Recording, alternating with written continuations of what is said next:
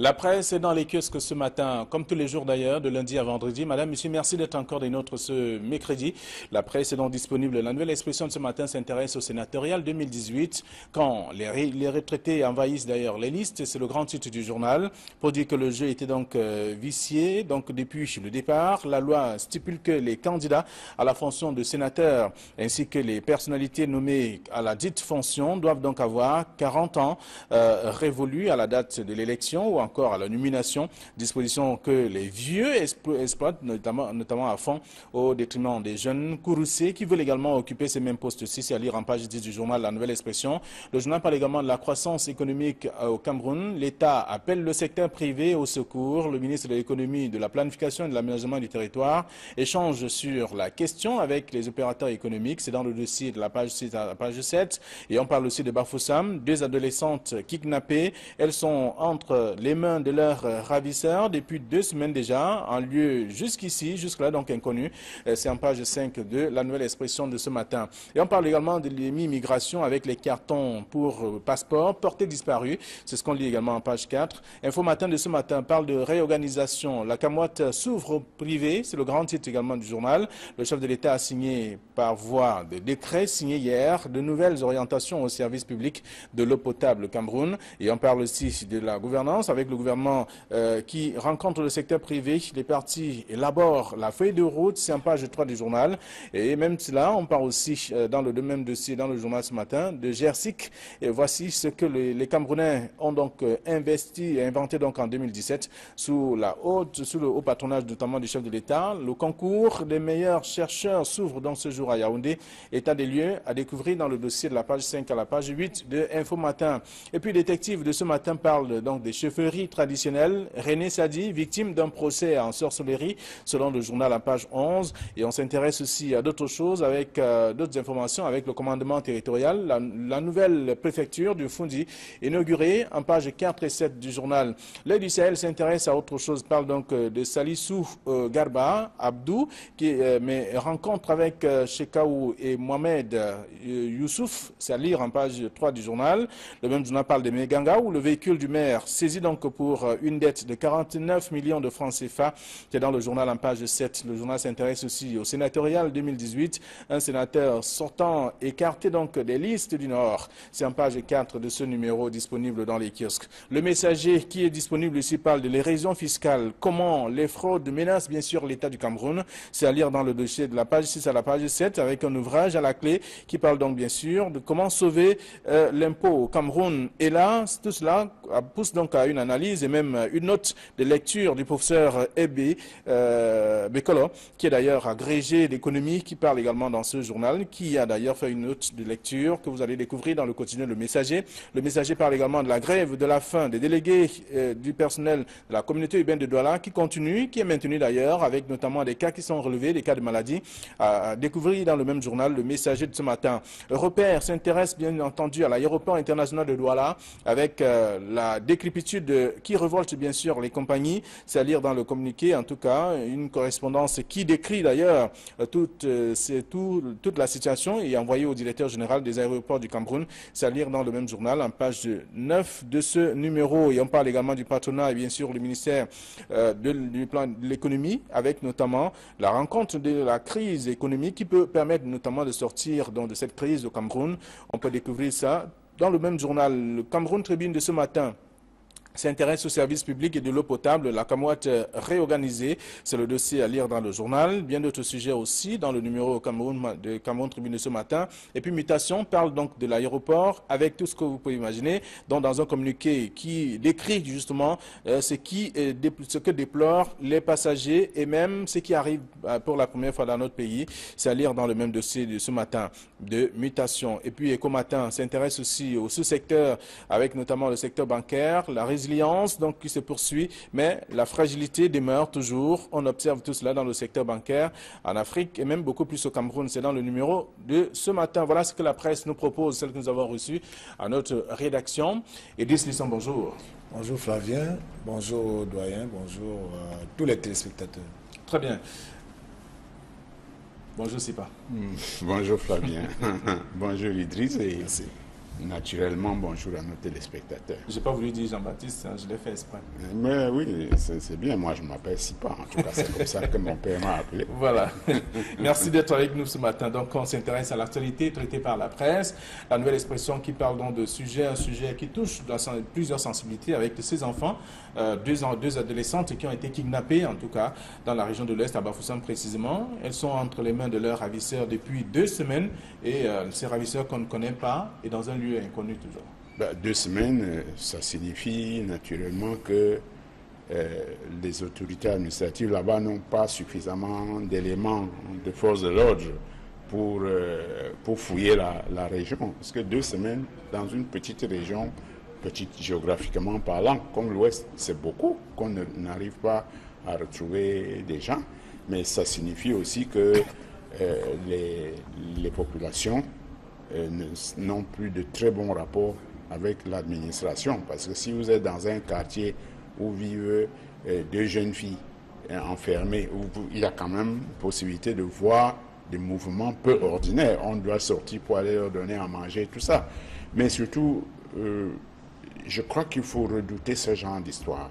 Parce que dans une région comme l'Ouest, c'est un très mauvais signal donné à ceux qui nous gouvernent. Vous savez, une région de montagne, si il se produit là-bas le genre de choses qu'on a vu pendant le maquis des années 55 à 63, c'est pas très bon. Alors le gouverneur, dans l'article de la nouvelle expression, fait savoir qu'il y a eu des cas du genre par le passé, mais quand même, l'armée a réussi à mettre la main sur les auteurs. Mais aujourd'hui, est-ce que l'armée est disponible? Vous savez, on est quand même dans un pays, même si on ne dit rien, je crois que notre armée est engagée à Boya, à Bamenda, à Maroua, à Bertois, partout. Ça me m'étonnerait qu'à Bafoussam, ils aient les effectifs nécessaires, même si Koutaba est à côté. Mais Koutaba, c'est les militaires, ils ne sont pas formés pour la recherche des gens. La police qui se bat au quotidien dans cette région, selon bien sûr le gouverneur de la région de l'Ouest. Mais seulement, on observe que tout est parti d'une agression. Le papa qui revient du travail ou de ses balades et qui demande à ouvrir le portail, les malfaiteurs entrent, ils profitent donc de tout cela, ligotent les parents et prennent tout ce qu'il y a comme bien et partent avec les enfants aussi. Oui, lorsqu'on lit cet article dans la nouvelle expression, Flavien, on constate quand même qu'il y a des éléments qui devraient permettre aux forces de maintien de l'ordre, surtout je pense à la gendarmerie, pourquoi pas à la police, de mener des enquêtes. Vous savez que l'un des éléments qui rassure dans le cadre de vivre ensemble, dans le cadre de la sérénité des populations, c'est qu'on puisse savoir que lorsque nous faisons face à un problème d'insécurité, que nous ayons la riposte de ceux-là qui sont supposés s'occuper de notre sécurité. Alors, donc, vous voyez que ça, c'est triste et c'est difficile. C'est-à-dire qu'il faut essayer de se mettre à la place de ces parents-là. Non seulement le monsieur est rentré chez lui, comme vous l'avez dit, comme on a lu dans l'article, agressé, ligoté, ils ont pris un ensemble de choses et prendre les 2 filles. Pourquoi ces 2 filles seulement 12, je crois, et 15 ans.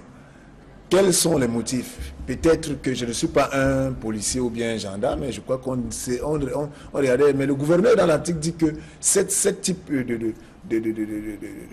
d'acte est souvent, l'Ouest a souvent fait face à ce type d'acte. Mais aujourd'hui, on va à 2 semaines.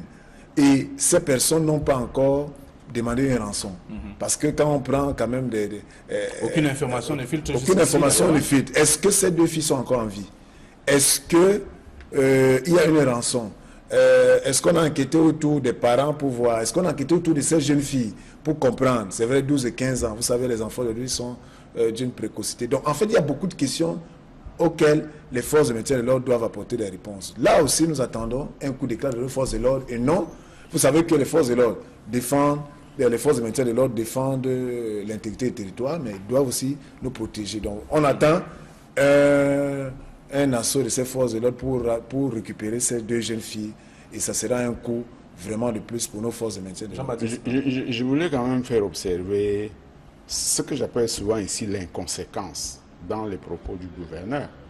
Vous êtes responsable d'un genre, un cas comme celui-là arrive, c'est quand même grave. C'est un acte de cambriolage avec prise d'otage. Et vous dites que l'Ouest, dont c'est coutumier, c'est normal. Par conséquent, ça peut durer 2 semaines, ça peut durer 1 mois, 2 mois, ça ne change rien. Vous comprenez que quand un responsable tient ce genre de propos, mais voilà, c'est ça que moi j'appelle l'inconséquence. Un responsable ne peut pas tenir ce genre de propos à la presse. D'accord. Bon, Flavien, juste pour finir, pour dire que nous attendons justement qu'il y ait véritablement un état-major pour nous rendre compte tous les jours. C'est aussi cela, pour rendre compte et même prendre la parole, le procureur, pour nous dire à quel niveau se trouve l'enquête, pour informer. C'est ça aussi qu'il est question, pour qu'on sente véritablement qu'il y a une prise en main de cette situation. Mais là, on a l'impression que ce n'est pas le cas. Et je pense que le gouverneur peut se rattraper et un état-major qui au quotidien doit dire, et ça contribuerait même à communiquer autour, et peut-être si les gens dans leur environnement constatent, comme le disait le doyen, des faits et gestes suspects de quelqu'un, ça pourrait attirer l'attention. Très bien. Alors, non, deux adolescentes kidnappées à Bafoussam, c'est à lire dans le journal en page 5 de la Nouvelle Expression. Le journal parle également d'un autre fait, un sujet aussi intéressant. On parle de la croissance économique avec l'appel de l'État au secteur privé pour un secours, en tout cas dans l'amélioration de l'économie nationale. Flavien, vraiment, c'est un peu amusant lorsque l'État appelle le secteur privé au secours. Voilà l'État qui appelle un secteur au secours alors que les PME n'ont pas de paiement, les gens ont fait des prestations, on ne les paye pas. Ça veut dire d'autres ont même fermé. Moi, je me demande quel secours. Est-ce que l'État se moque des opérateurs économiques? Je m'interroge. Deuxièmement, on a vu qu'au niveau du JICAM, l'an dernier, il a fallu avoir une grève des patrons qui ont sollicité plusieurs fois, même de reprises, à rencontrer le ministre des Finances pour la problématique de l'imposition fort.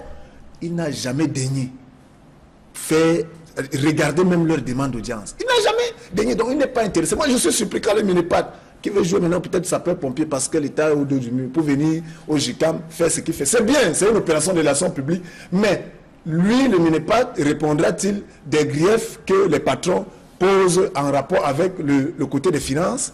Est-ce que l'État, c'est seulement le Minepat qui fait la programmation et tout le... Est-ce que l'État, ce n'est pas aussi le ministère des Finances qui peut même écouter les patrons, leur dire pour que les patrons... quelques patrons qui estiment que c'est normal que ces rencontres se tiennent, mais pas seulement pour les grands jours. Il faut qu'il y ait un suivi pour que les actions soient donc menées à fond et qu'il y ait également amélioration sur le plan économique. De toute façon, depuis plus de 10 ans que le FMI en a donné injonction au gouvernement camerounais, il y a des rencontres habituelles entre ce qu'on appelle le secteur privé et le secteur public, c'est-à-dire entre le gouvernement et les opérateurs économiques.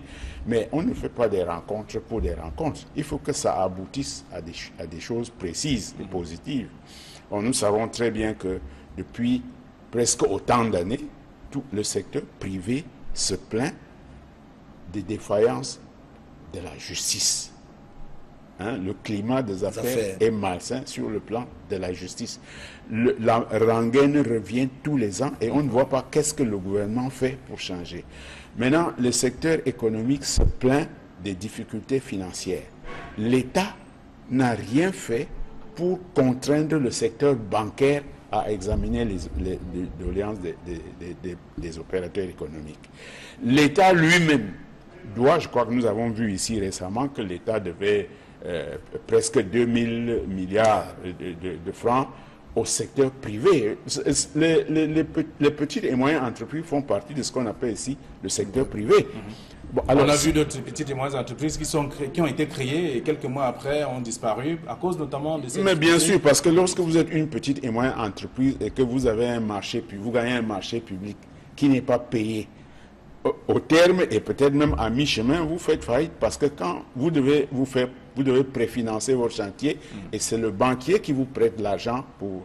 Quand l'État ne vous paye pas, à un moment donné, le banquier commence à vous faire payer les avances que vous avez consenties et vous vous retrouvez sans rien en faillite. Vous êtes obligé de fermer parce que si vous ne fermez pas, les impôts continuent à être mis à votre charge.